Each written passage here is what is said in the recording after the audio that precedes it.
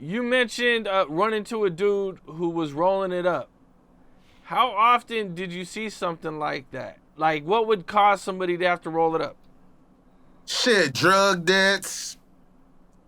Mainly it'd be mostly like drug debts. Nigga buying a lot of fucking drugs that he can't afford.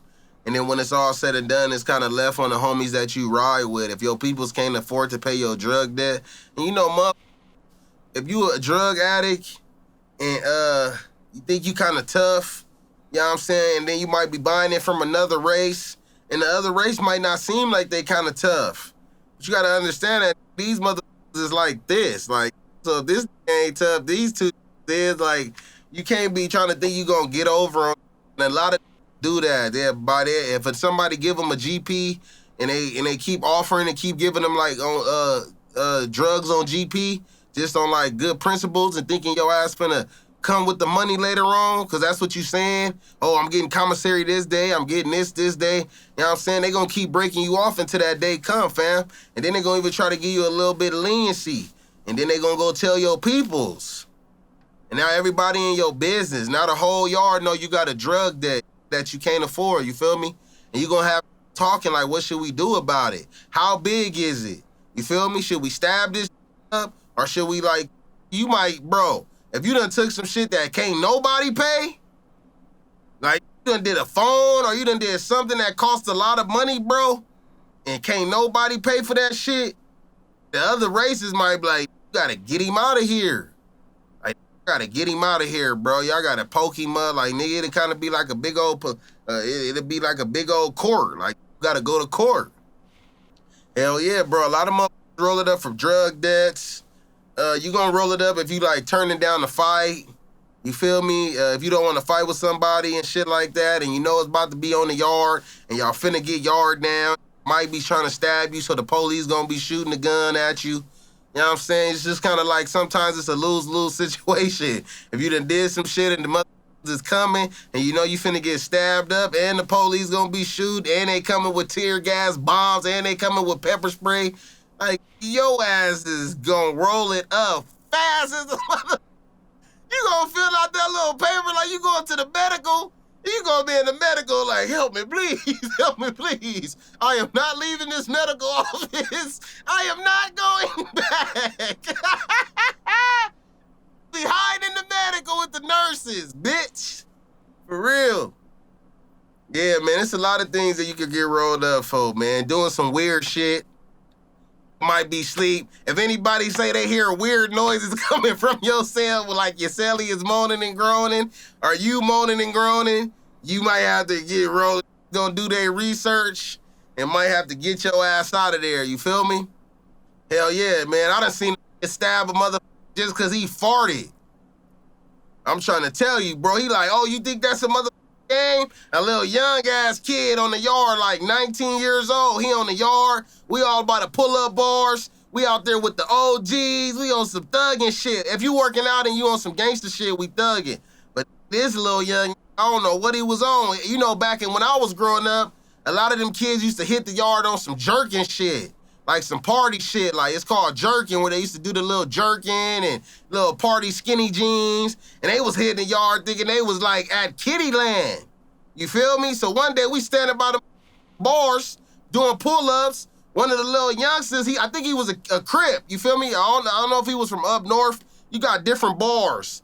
You might have Crips right here, the Bloods right here, the Hispanics, the others, but he was in the Crip line. And he had his little headphones on, and he was doing this little, you a jerk, I know. You a jerk, I know. I'm like looking at this, like, this don't know where he at right now. Then boom, he do a little fart on the yard, like a loud one, and kind of like thinking it was funny, like laughing about it. And I remember the OG that was standing behind him just had a face like I'm finna get this, bro, you feel me? And he kind of like hit him up, like, oh, you think that's funny? We call those mating calls. And here, yeah, nigga, a nigga will fuck you in your ass. That's you telling me that it's hot and ready. That's what he telling him in his face on the yard, yelling at him. Hey, you ain't in no kitty jail. You farting in my motherfucking face. That's turning me on. I'm like, oh my God. Like super disrespecting this in front of everybody on the yard. I'm like, God damn, bro. Yeah, man. And shit.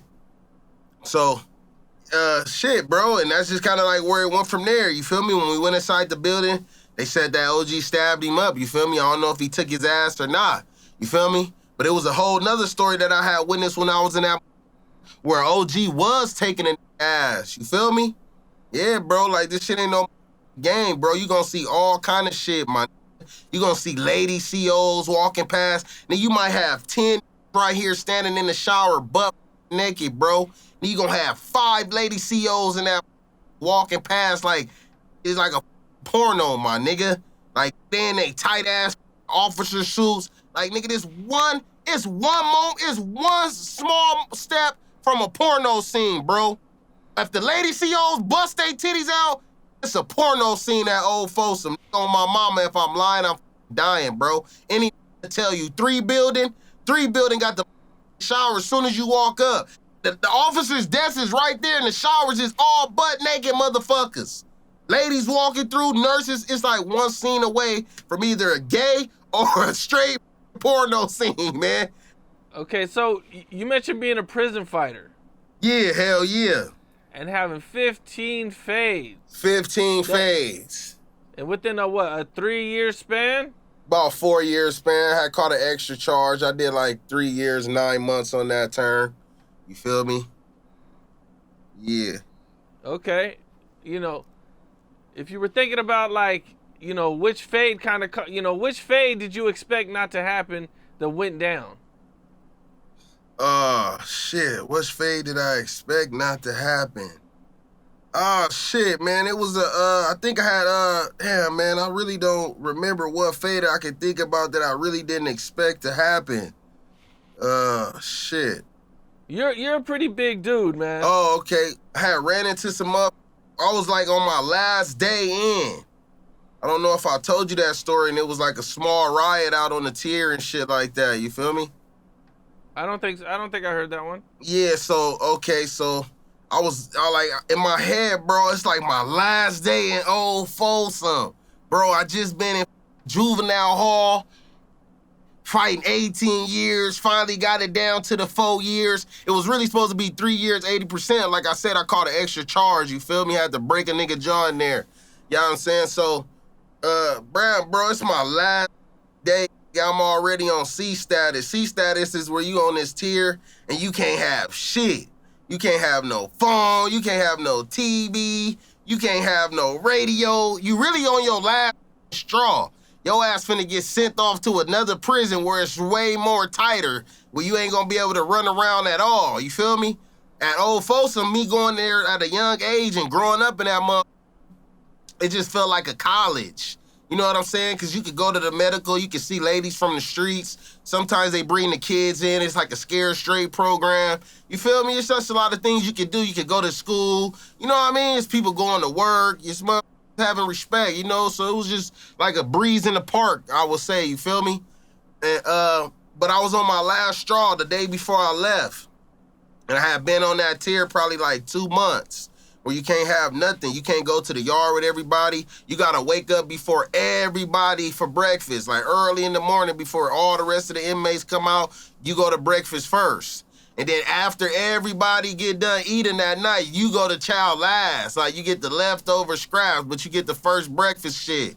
You feel me? But you be in that mother starving, bro. You can't have no store. You can't do nothing on this tier. It's something that makes shit happen where you can get cell phones and call your peoples, you know what I'm saying? But most of the time, bro, it's hard to get shit. It's real strict. And long story short, my last day, bro, I'm minding my business, doing my normal routine. I ain't have no real problems with nobody. I had beat a lot of ass up on the yard and on the tiers and shit. But I'm like, damn, in my head, I'm daydreaming at this point. Like, I'm pretty much like a zombie at that motherfucker. I'm walking, but not even thinking about this. I'm like, damn, I'm finna see my family. Like, this shit crazy. I made it out this motherfucker, bro. You feel me? And shit, bro, we coming back from that chow.